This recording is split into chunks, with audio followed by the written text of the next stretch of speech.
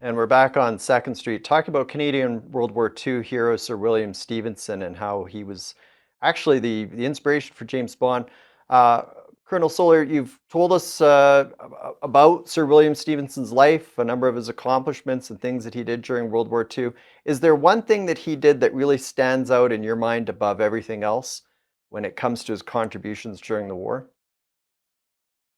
I think the most important thing that he did was to marshal the U.S. Media in convincing the American public that if they didn't support the UK in the war, that the next country that would be attacked would be the United States.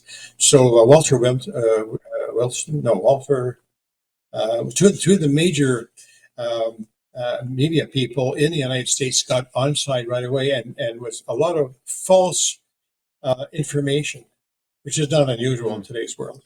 But that was the start oh, of it okay. then. And they had to convince, if they couldn't convince the American public, it would have been an absolute disaster for the United Kingdom. Hmm. No kidding. Now let's shift gears here a little bit and just talk about how he was the inspiration for James Bond. Ian Fleming, the creator of James Bond, has said pretty much that, hasn't he? Yes. If I can give you some more illustrations, during the Second World War, the Hmm. OSS and so on used this piece of equipment, which is a commando knife, a dagger. And this was owned Hmm. by Major Wiki, Canadian, actually a Swiss that was migrated to Canada, and he was in my regiment. And because he was Hmm. Swiss, he spoke two or three languages in Europe, and they dropped him into Europe at least three times by aircraft or by parachute to do work for them. So that was sort of the difference in World War II. The spies were as quiet and unnoticed as they possibly can. But now James Bond, it's a little bit different, of course. Eh?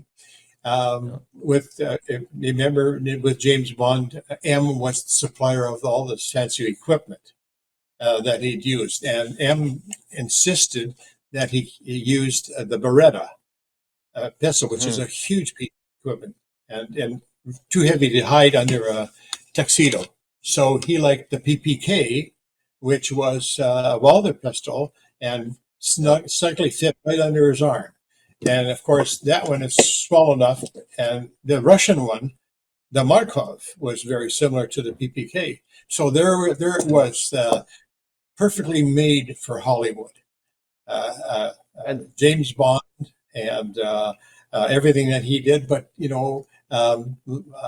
it was always said that James Bond was Hollywood and Sir William Stephen was the real thing, and he was. But he was a spy master, not a spy by himself, of course.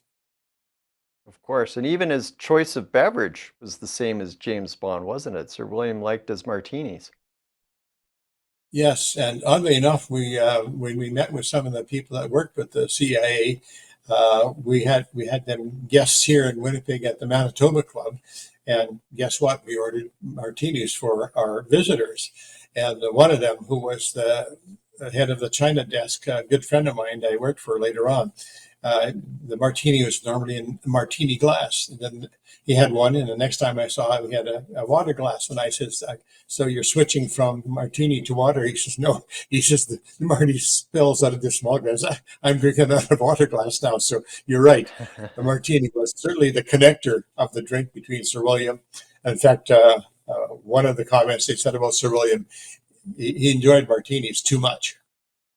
But Yeah, well, it, it was, I guess, the drink of the day in that situation. But it's a pretty powerful drink. yeah, he certainly got the job done, so I don't think we can critique his beverage choice. But let's talk just very briefly. We only have about 30 seconds, but he at the time after World War II, he was the first person to receive the top honor in the United Kingdom and the United States. Is that right?